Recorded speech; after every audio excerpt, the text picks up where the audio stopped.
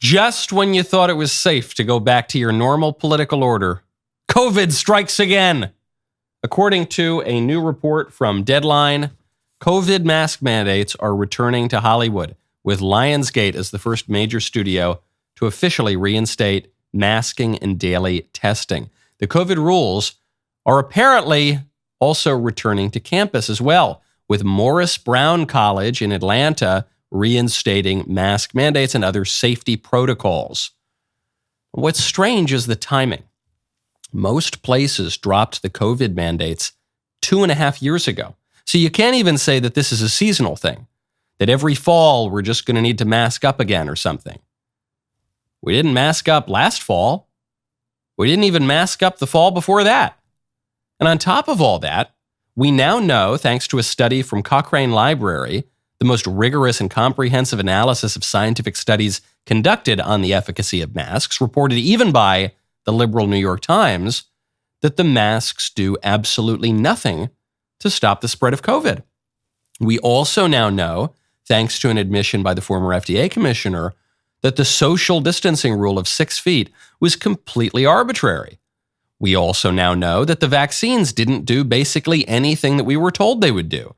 They didn't stop people from catching COVID. They didn't stop people from spreading COVID. They weren't necessary. They weren't particularly safe, and the mandates to take them were not constitutional. We now know all of that, and still, the liberal elite appears eager to bring it all back. 2.5 years later. Right on time. COVID-19 arrived the year before the 2020 presidential election. That's what the 19 stood for, 2019. And COVID-19 justified the complete upending of election rules to remove barriers to fraud and to favor Democrats, even in violation of, for example, the Pennsylvania state constitution. And now, right on time, 15 months before the 2024 presidential election, what do you know? That same malleable little virus appears to be cropping up again. COVID statistics have been notoriously dubious from day one. But Donald Trump's poll numbers have not been so dubious. They seem to be pretty reliably high and increasing, actually. The liberal establishment is going to try to throw him in jail first. But if they don't manage to lock him up, rest assured, Plan B is to lock you up again instead. I'm Michael Knowles. This is The Michael Knowles Show.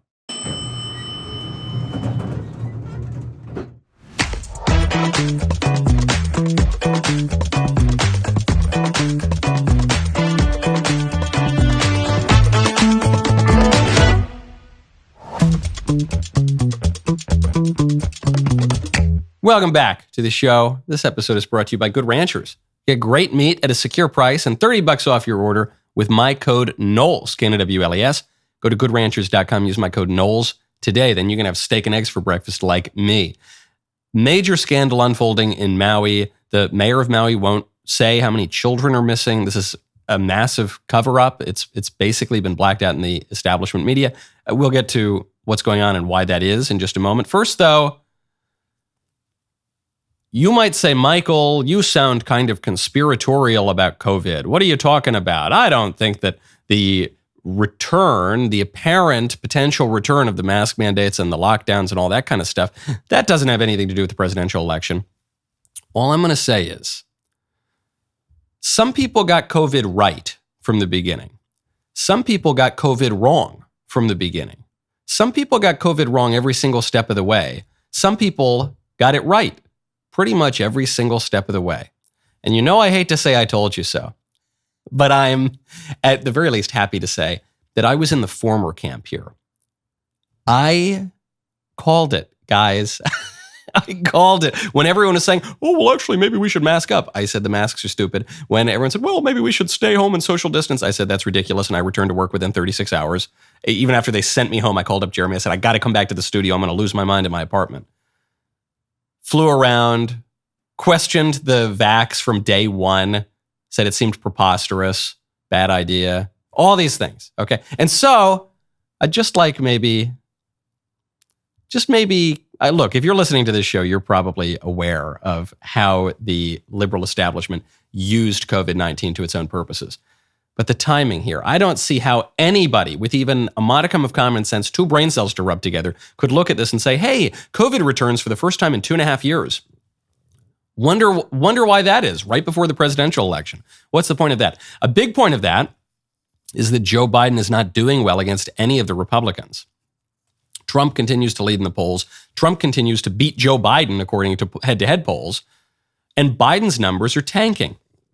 So what do they have to do? They've got to rig the system, especially because Joe Biden faces this Hunter Biden issue that involves Joe Biden, because the Hunter Biden corruption wasn't just about Hunter Biden. We now know that Joe was intimately involved in it. We've got the receipts. We've got the emails. We've got the handwritten notes. We've got the pseudonyms. We've got the calls that he set up. We've got it all. And now the Biden camp doesn't want to have to deal with this.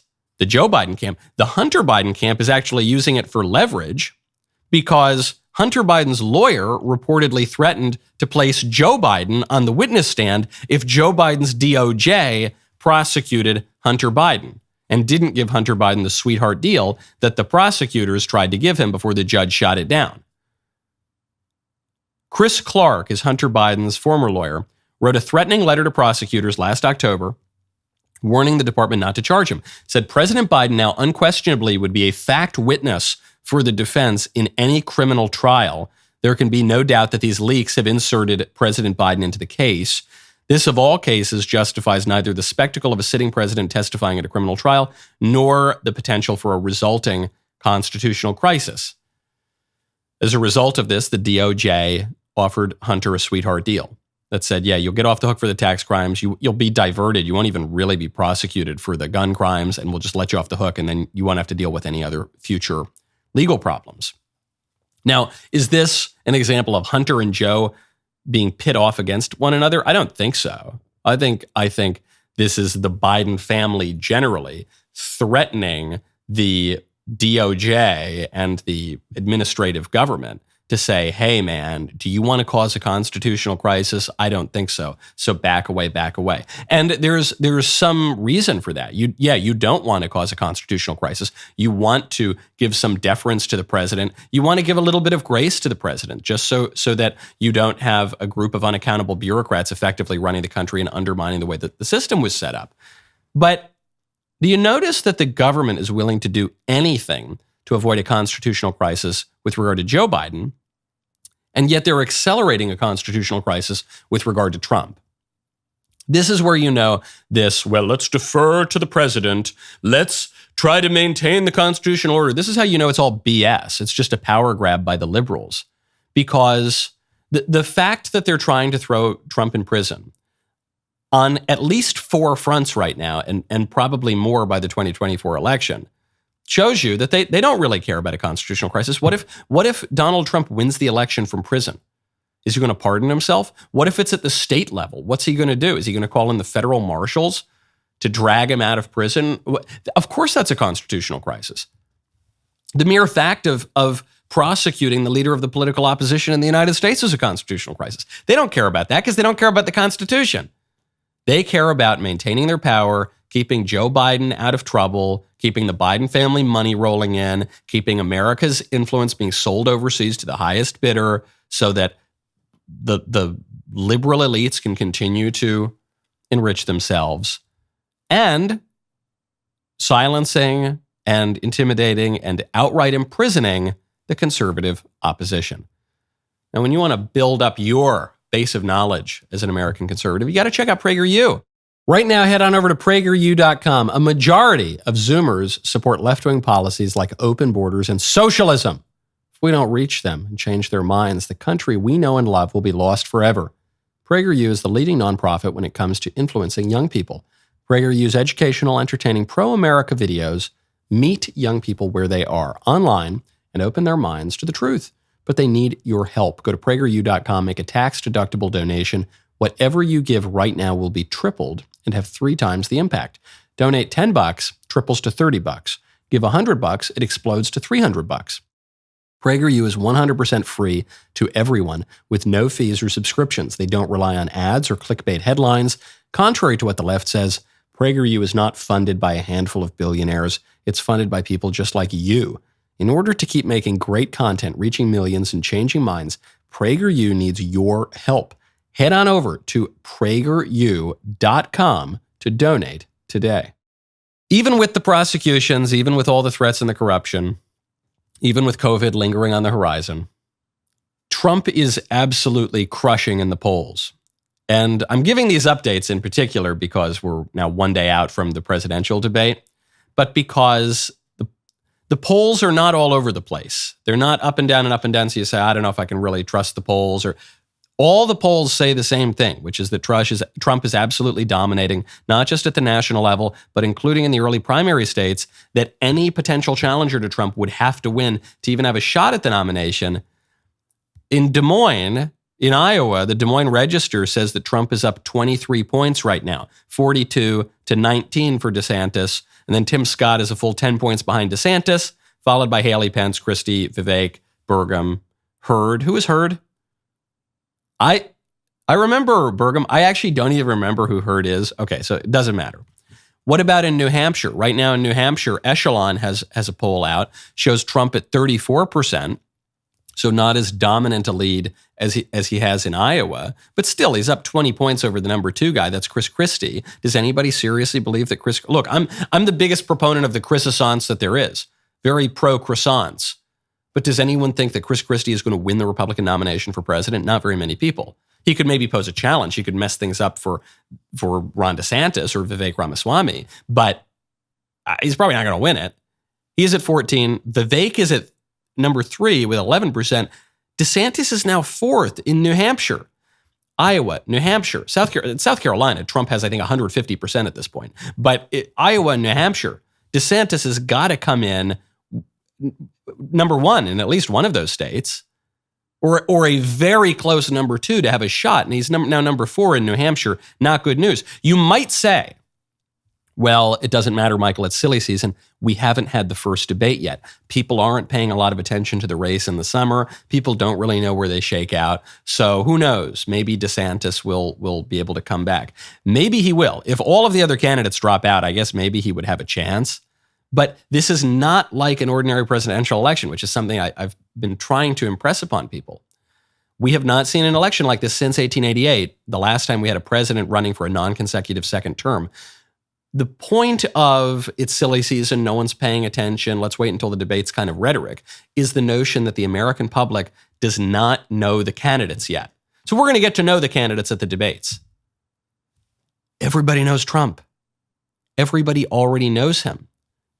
That's one of the consequences of him running effectively as an incumbent, to say nothing of the fact that he's been a celebrity for 40 years. He's not even showing up to the debate. Maybe that really hurts his poll numbers. I doubt that it will. So the people already know the candidates. Where's that 34% going to move? Where's the 42% in Iowa going to move? You might say, well, that's less than 50%. Okay, let's see if every other candidate drops out and somehow the anti-Trump forces coalesce around one candidate. I'm skeptical that would happen. We were all waiting for that to happen in 2016. Remember, all the genius commentators said, that's what's going to happen. There's going to be an anti-Trump candidate. It'll be Ted Cruz or Marco Rubio or John Kasich, they said at the end. And then that's the person who's going to get it. And it never happened. Trump just walked away with the nomination, having had a plurality in pretty much all the states. So, is it going to be DeSantis? I don't know. Look, I love the guy. I don't want it to sound like I'm down on the guy. I really like him personally. He's super smart. He's a very good governor. I'd be perfectly happy if he were the nominee for pretty much anything in politics. I'm just looking at the numbers here, folks. Don't shoot the messenger. Looking at the facts. It's not looking good for him. And I'm not the only one who's saying that. Rupert Murdoch, according to a report, has soured on the DeSantis candidacy. And apparently, according to the Washington Post, so take it with a grain of salt, he encouraged Glenn Youngkin in Virginia to run in 2024. And you know, Youngkin has set the stage to run. Youngkin, a few months ago, released a national ad that positioned him as a Reagan-esque presidential candidate. It's pretty overwhelming to contemplate the future of America. It's such an honor to be here with proud Americans who carry on President Reagan's cherished legacy. He brought peace by projecting strength at a time when it's easy for us to lose faith, to worry that we are indeed that one generation when freedom becomes extinct. There are lights shining. We can usher in a new era of American values. President Ronald Reagan changed lives, and now it's our turn. A time to choose life, liberty, and the pursuit of happiness over oppression and dictatorial rule. The stakes are high, and the consequences couldn't be greater. So that's an ad. What's the point of putting that ad out? To announce that he had a speech in April at the Reagan Library? No, the point of putting that ad out is to test the waters to see if he can be president. He's coming to Atlanta this Saturday to serve as the closing speaker at a conference that Eric Erickson, Eric Erickson, the conservative writer, has organized to showcase a bunch of Republican presidential candidates, and all of a sudden Glenn Youngkin shows up. Why is he doing this? I don't think he's doing this because he's going to announce a run for president. I think he would be a lunatic to announce a run for president. I think he would be absolutely suicidal to announce a run for president. Because he's an attractive candidate. He had a big upset win in Virginia that actually some reporting from certain news outlets that run with Bailey Schmeier seem to have helped across the finish line. He's an impressive guy. But if he were to declare right now, what is to prevent him from going into the same exact meat grinder that Ron DeSantis is going into? Ron DeSantis is the most impressive governor in the country. And he has been brutalized by the Trump campaign machine. What is to stop the same fate from happening to Glenn Youngkin? So then why is he doing it? I think that Glenn Youngkin is doing this, one, in case something happens with Trump. We're in a really tempestuous race where they're trying to throw the guy in an orange jumpsuit, so who knows? And we got two relatively elderly candidates, even though Trump is youthful and vigorous and all the things he says he is. So I don't know, who knows? Maybe he ends up not being able to run for one reason or another. And then potentially Youngkin could jump in at the end. Or he's running for VP, or he's running for a cabinet post. But Youngkin cannot afford to get on Trump's bad side. One mistake that people make in politics is when they look at all these candidates, they assume that the circumstances surrounding all these candidates are the same. They assume they're all playing from the same basic premises. Oh, Youngkin's a governor of Virginia. DeSantis is the governor of Florida. Okay, so the same calculus applies. It doesn't. The reason that DeSantis is running now is because he's going to get term limited out 2 years before the next presidential race. And people are going to forget about him over those 2 years. At least that's what he fears. And so he wants to run while it's still his moment. His big peak moment of national fame came during COVID when he stood up against Fauci and when he stood up against all the mandates. And so he has to capitalize on that because in politics, like comedy, timing is everything. He's going to get termed out and then who knows where he goes. He's got to run even if it's a tough year. Youngkin is going to get term limited out at the end of this term because Virginia is a weird commonwealth. In Virginia, you can't run consecutive terms for governor. So Youngkin gets elected. He's elected in 21. He's inaugurated in 24. He's going to be out in 2026. It's a 4-year term. That means he can't run again until 2029. He can't even run for his second term until after the next presidential election. Maybe people will forget about him by then. Maybe he'll be more seasoned. Maybe he at least wants that opportunity to run again for re-election. But who knows? His political future is much more precarious and delicate simply by virtue of the fact that he's from Virginia than Ron DeSantis's is. So he's got to be very careful. If he gets ground up by Trump right now, the guy's done. He's done at the state level, at the national level. So his smart move is going to be to sit in the background, wait for some of these candidates to get chewed up by Trump, and then potentially either step in if Trump's been pushed out of the way, or get a nice position by President Covfefe. In the meantime, the potential number 2 candidates who are in the race are about to murder each other in Milwaukee. We'll get to that in 1 second. First, though, as I give you a little window into the political calculation in the GOP right now, let's talk about the windows in your home. Let's talk about Renewal by Andersen.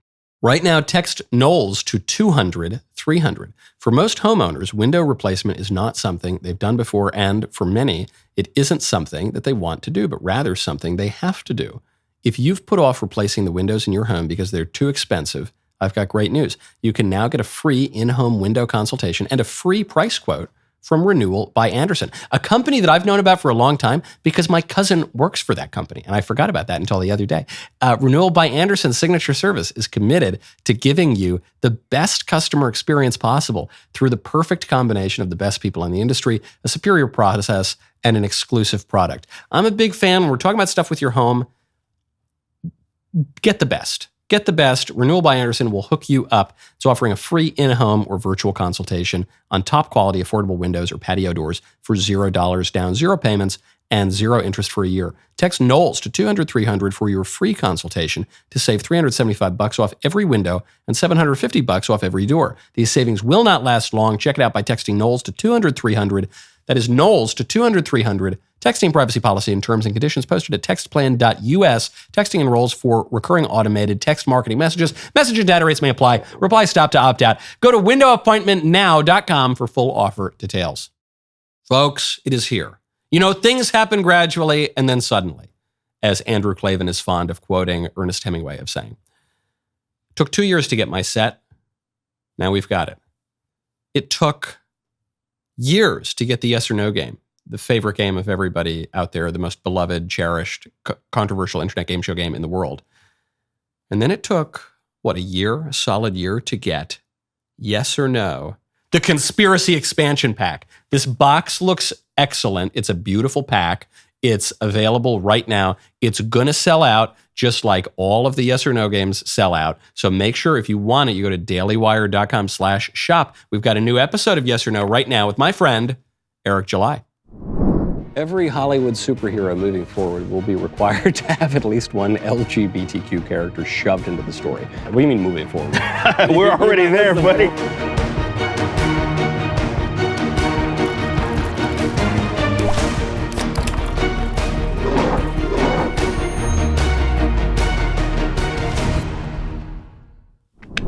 Right now, go to dailywire.com/shop. Get your copy of the yes or no game. We still have some boxes of that. They are going to sell out. So if you haven't bought the game yet, make sure you get the game now if you are ever going to want it. And also, get the yes or no expansion pack. I believe they are still in stock, but you should order them now. The super conspiracy expansion. What's a conspiracy theory? Conspiracy theory is a truth 6 months early. That's what it is. The two guys who are vying for number 2 are going to murder each other. They're at least going to try to murder each other in Milwaukee on that debate stage. I'm talking about Florida Governor Ron DeSantis and anti-woke businessman Vivek Ramaswamy. Here's my proof. An article came out yesterday from ABC, and it popped up in my Google alerts, I think, or it popped up on my feed. I said, why is this popping up? I don't have alerts on Vivek. Like the guy, but I don't monitor his every move. No, it's because it mentioned the Daily Wire. Here's the headline. Wanting to be famous. How Vivek Ramaswamy sought podcast stardom prior to White House run. Quote, he's been wanting to be famous for a long time. One former aide told ABC News. The politician wanted name recognition? Oh, gee, you don't say. Stop the presses! Hey, guys, stop the presses. An author and commentator and politician wanted to get some attention for the stuff he wants to do. Can you imagine? Hold on. So unlike all of those other candidates who hate fame, who hate influence. They don't want any part of that, right? Okay, so it's this long hit piece from ABC News. But this is weird. This is where it involved the Daily Wire. Said, heading into 2022, Ramaswamy had inked a deal and been working with the popular right-wing media company, the Daily Wire, on a project that was ultimately scrapped, according to multiple sources familiar with the project. The deal was unlike anything the Daily Wire had previously done with its talent. Now, before we get to that part, I want to point out, I think we may have mentioned that we were working with Vivek on something. I mean, I've mentioned, obviously, he and I go back to college together. Vivek is friends with a number of us over here. I don't think this is some big super secret thing. He's been on all of our shows. We've worked with him on plenty of stuff. They say, oh, but he'd inked a deal He was maybe going to work with the DailyWire until he decided to run for president. He was maybe going to do this, that, or the other thing. But then this is the line that got me. It said, the deal was unlike anything the DailyWire had previously done with its talent. The company, which in 2022 said it made $200 million, signed Ramaswamy in the hope of developing a show around him. So, you mean the thing that DailyWire's done with all of its talent ever, that it's ever hired? What do you mean? It was a deal unlike anything we've ever done. We hired a guy and then built a show around him. What else are we going to do? We're going to build the show around him before we hire him? What is the deal? No, okay, maybe they mean it, they get specific here. The project, which was scheduled to debut in 2022, would have seen Ramaswamy as the face of a new podcast. Oh yeah, it's unlike anything we've ever done. We've never done podcasts around here, but it's a podcast focused on politics and the economy, according to multiple sources familiar with its development. So at this point, I'm reading this piece. I say, what is even the point of this piece? One, pretty weak journalism. To say it's a deal unlike anything the DailyWire has ever done. Literally the exact same thing it's done with every single person it's ever hired. So, and they did that, but then it didn't happen because Vivek started another company and then ran for president. But here's what is telling about the piece. When asked for comment on this story, Ramaswamy's senior advisor, Tricia McLaughlin, told ABC News, referring to DeSantis, quote, does one of your sources live in a publicly financed mansion in Tallahassee, Florida? So the Vivek team is accusing the DeSantis team of planting this story as a hit piece on Vivek. Now, I don't know if DeSantis had anything to do with this story or anyone even associated with DeSantis. So who knows? Maybe it was Doug Burgum. Maybe it was Chris Christie. I have no idea who it is. But this piece is a pre-debate hit piece. That's all it is. Because the thesis of this piece is nothing other than, I don't like Vivek Ramaswamy. What's the allegation? The allegation is he wants to be influential. The allegation is he almost had a podcast like every single white millennial male in the country, if not the world. And many not. Podcasting is particularly concentrated among white millennial males, but there are many other people, some women, some non-white people, some non-millennials even. But a lot of people have podcasts. What is it's just wanting to be famous. That's the headline. He's a big jerk. That's all it says. We don't like Vivek. That's the point. The point of this is this guy's getting a lot of attention. He's got a lot of momentum going into the debate, and so we want to take him down. Expect a lot of pieces like that. I'm not accusing the DeSantis camp of planting it. If I were in the DeSantis camp, I would plant something like that. So I think it would be reasonable and smart for them to do that sort of thing. And I think that the supposedly leaked memo from the DeSantis debate team saying that DeSantis is going to go after Vivek really hard in Milwaukee, I think that's probably smart too. He has to, because Vivek is the threat in at least some of the early states, and certainly in the national polls, Vivek is the threat to DeSantis. So DeSantis has to go after Vivek. If he doesn't, he would be derelicting his duty as a candidate, his duty to his voters and to his donors and to himself and to his campaign. Vivek, for his part, is going to have to go after DeSantis. They're vying for the same position. Chris Christie, who's behind both of those guys by a considerable margin, he's going to have to go after DeSantis first and then maybe Vivek. He has to. Even though Christie's whole campaign is premised on the idea that he is going to bring the fight to Donald Trump, none of these guys are really going to bring the fight to Donald Trump. They'll all get some zinger in there. They'll all have but they will only be doing that to harm the other candidates who are actually on that stage. Because Chris Christie is not going to go from 3% to 43% like Donald Trump in one debate. It's not going to happen. He's going to have to knock the other guys out. So all of the incentives for the debate are going to be for the guys on that stage to fight each other. That's all it's going to be. You might say, well, they should just attack Donald Trump. They should just focus. Yeah, maybe. If it were possible for them to just attack Donald Trump, that would be better for the party. If my grandma had wheels, she would be a wagon, okay? The incentives are not there, which is what I have said about this race from the beginning. People say, well, what if we all just turn on Trump? I don't think that would be a good thing. But even if that were a good thing, it's not going to happen, guys. There are structural issues built in. Now, all of the top candidates, this is what I love so much about the 2024 primary, all of the top candidates, even arguably including Vivek, but certainly Trump and DeSantis, are running relatively illiberal campaigns. They're not running on the same old crap that we've heard from the GOP and certainly from the Democrats for 50 years. They're not running on, I don't care what you believe, just that you think for yourself. I don't care what our students are taught. I don't want to teach them what to think, just how to think. We don't care about borders or immigration or trade deals or people in middle America. We just care about the free marketplace of goods and services and the free marketplace of ideas. And we don't believe that anything's true or good or right or anything. No, we're just whatever, man. Shut up and leave me alone and cut my taxes. None of the top candidates are running on that at all. Trump is running on build a wall, even if he's not going to do it. He's at least running on build a wall, stop outsourcing jobs, slap a bunch of tariffs on foreign businesses so we can stop globalization, mercantilism for the 21st century, salute the flag, stop being a jerk, make America great again. America used to be greater than it is today. Cut all the crap with liberalism. DeSantis arguably is doing that even more than Trump.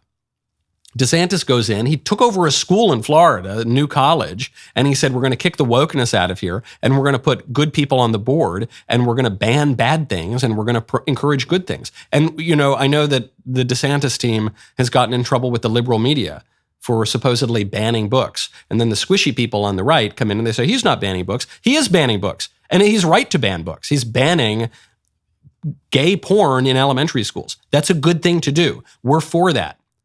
I'm not saying we just go out and have pyres of books burning of Shakespeare and Dante and Milton, but we certainly should ban bad books from kindergarten classrooms at the very least. Book banning it's not the worst thing in the world. Every smart person in history has done it. Plato was in favor of book bans and book burning. The apostles in the Acts, in the New Testament, burn books, the books of the sorcerers in the New Testament. You've got plenty of doctors of the church have encouraged the banning of books. The Vatican, until very, very recently, had a list of prohibited books. And even if you're of a more Protestant persuasion, Martin Luther was a big fan of burning books. Okay, I'm not saying we should indiscriminately burn all sorts of books or be Philistines or be ignorant or backward or anything like that. But we have obscenity laws in this country for a reason. There are certain things that are not conducive to our virtue or our edification or our education that are actually contrary to that and that encourage vice and make us dumber and more bestial. And that's the sort of stuff that we should get out of the public square. Well, DeSantis has done that too. Even Vivek, in his attacks on the woke corporations and on ESG and DEI, he's running a fairly illiberal campaign, modern, classical, or otherwise.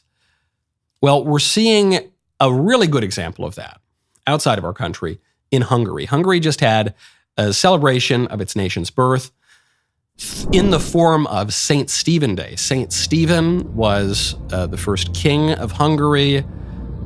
This was around the year 1000, and the government is actually justified on the crown of St. Stephen. So how did they celebrate? They had big festivals all day long. I was just in Budapest. It's a beautiful place. And then at the end, they had these drones fly up into the sky and create an image of the Hungarian coat of arms, then the crown of St. Stephen. And then, this is what was controversial and crucial, pun very much intended. The drones dissolved and formed into a cross. The cross of Christ in lights in the sky to celebrate the nation's identity, which is part and parcel of the excellent prime minister over there, Prime Minister Orban, saying that Hungary is not a liberal democracy, it's an illiberal democracy. And what he means by illiberal democracy, he says, is Christian democracy. We're a Christian nation, a Christian democracy. What's so amazing, you're going to hear some libs screech about fascism. Oh, it's fascist. Everything I don't like is fascist. Not only is this not fascist, obviously, not only does this have nothing to do with fascism, Not only is Viktor Orban popularly, democratically elected, so they say he's a tyrant or a dictator, he's stolen elections, complete BS.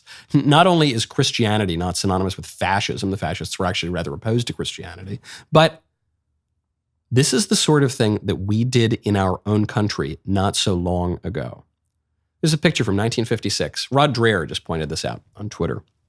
Picture from 1956, Easter Sunday, New York City. The three big buildings, big skyscrapers, all have their windows, the lights turned on to be crosses for Easter Sunday. All three, like the three crosses on Mount Calvary. This was New York City, 1956. And in 1956 in Hungary, the communists had taken over and Christianity was quashed. Christianity was suppressed by that officially atheistic regime. And Rod made the point. He said, what was unthinkable in Hungary in 1956 is happening today. And what was commonplace in America in 1956 is unthinkable today. What a switch that is. I was thinking about this the other day because Xi Jinping, the supposedly communist dictator of communist China, came out and he said that he was not going to give stimulus checks to his people because he didn't want to get hooked on welfarism. In America, we don't go more than 5 minutes without sending people stimulus checks and manipulating our currency and getting people hooked on all manner of welfarism. I think what a bizarre time it is when the supposedly communist dictator of China is more capitalistic than the United States. What a strange time it is when Hungary, under communist oppression, officially atheist for 45 years, is more overtly Christian than the United States, which was founded to be a model of Christian charity, a city on a hill, founded by people who call themselves pilgrims to be a Christian nation. What the hell happened? You know, when Jordan P. Peterson made the decision to join the DailyWire, it was a major win for people who champion intellectual debate. With 1 year of unparalleled output, his contributions have set new standards and remained unmatched by any other platform. DailyWire Plus now has a vast array of exclusive Jordan Peterson content, offering hundreds of hours of captivating content that you will not find anywhere else.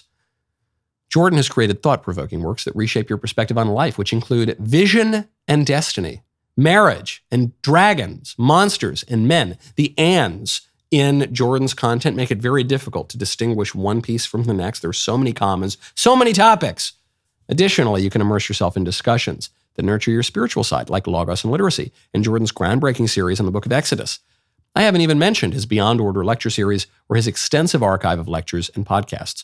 This is the compendium of all things Jordan. Plus, there's even more new exclusive content on the horizon. It's only the beginning.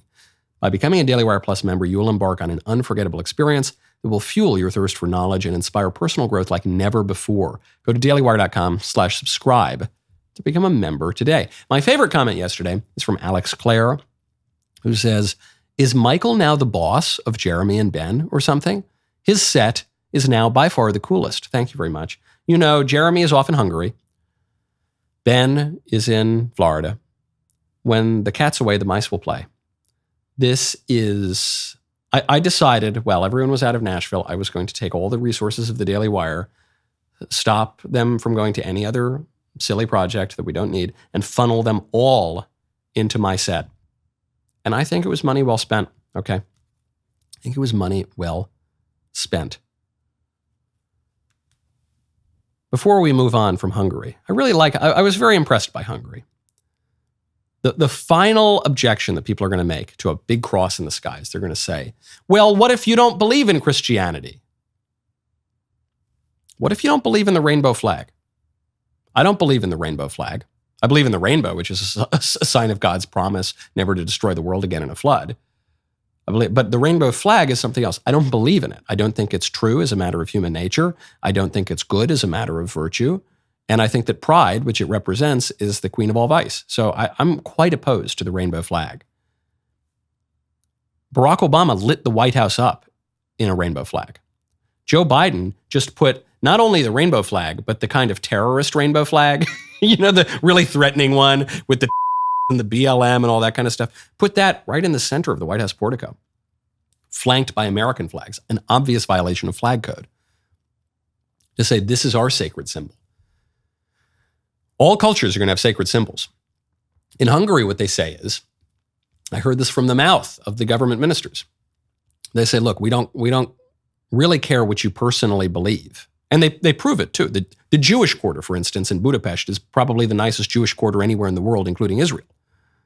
Beautiful, vibrant, really nice, fun bars, second largest synagogue in the world. So they obviously are quite tolerant of people who have other religious views. But they say, but as a political matter, we're a Christian country. The country's justified by the crown of St. Stephen. And so that's, as a political matter, that's what we're going to order our country around. The cross stands still as the world turns. It's the axle on which the world turns, okay? And that's going to be our national identity. Our national identity right now is a bunch of fruity rainbow flags and people doing all sorts of decadent, vicious things. That's not good. But you're going to have a symbol either way. What's it going to be? What are we going to light up in the sky? To what will we pay homage and declare our loyalty and obeisance?